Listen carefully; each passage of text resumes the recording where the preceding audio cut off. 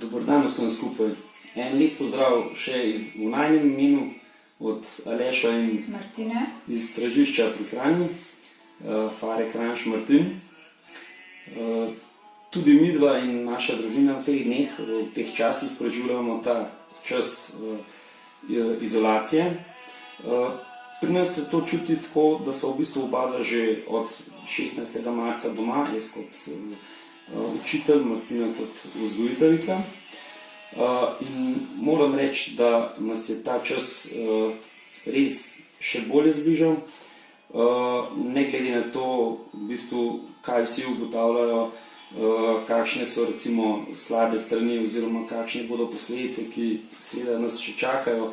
Pa po drugi strani ugotavljamo, da kot družina dobivamo več časa drug za drugega, preživljamo čas skupaj, drug drugega bodrimo pri delu v šoli, pri delu doma, pomoči delu doma in skratka smo zaradi tega tudi, rekel, bolj povezani. Vsaj postajamo in smo bolj povezani. Pridite z mano, jaz bi vam rad zdaj pokazal tudi naš temeljni stavek, ki nas spremlja že kar nekaj časa. Imamo ga tako, rekel, v mislih, da smo ga dali kar napisati. Prebral ga bom, da boste slišali.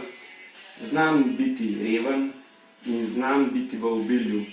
Na vse mogoče sem se navadil biti v obilju in biti v pomanjkanju. Vse zmorem v njem, ki mi daje moč. Verjetno vam je znano. Martin, boš. Ja, zdaj glede na to, kakšna situacija je bila, da se že vse skupaj malo rahlja, smo tudi mi malo navade spremenili, tako da tudi otroci, naprimer, če želijo kaj skuhati, ni vedno tisto, kar si želijo, ker pač prilagodimo glede na to, kar imamo in ne hodimo vsak dan v trgovino.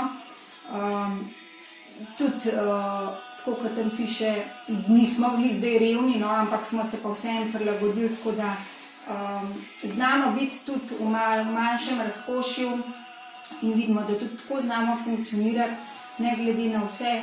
Vse je pa treba prilagoditi, je pa res, da tudi ni vse lepo, se tudi skregamo in zdaj, ker smo toliko veliko doma, se moramo pa tudi kar dosti hitro pobotati, ker nikamor noben ne gre in se skupaj držimo tako, da se pa opravičimo, se pogovorimo in poskušamo drug drugega bodriti, si pomagati, v glavnem biti skupaj in se razumeti, tudi če je zelo težko. Znam biti reven, znam biti bogat.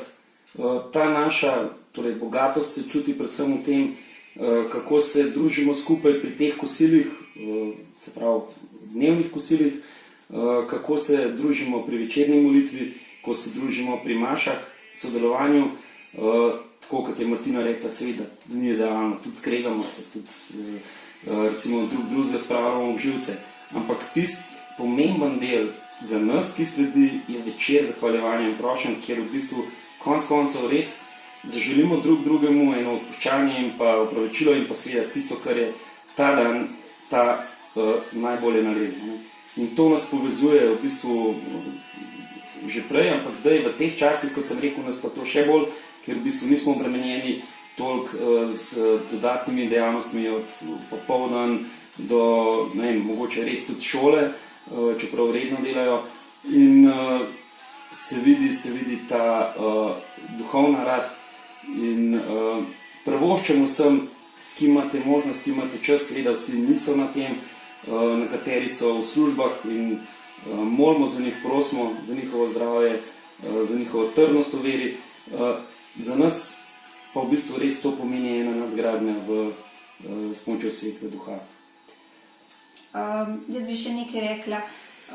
Malo me skrbi zdaj, ko se bo vse skupaj počasi začel spet v normalo prehajati, da bomo spet začeli eno druga bežati oziroma se spet razhajati, tako da je to zdaj res en milosten čas, ki upajmo, da smo ga čim bolj izkoristili in da bomo tudi naprej probali čim več biti skupaj in tudi več z Gospodom, tako kot smo imeli zdaj čas, da si ga bomo tudi za njega vzeli, ker nas on vedno spremlja, ne glede na to, kakšna je situacija, ali smo revni, ali smo bogati, v dobrem in hudem, ko se smejimo in ko jokamo.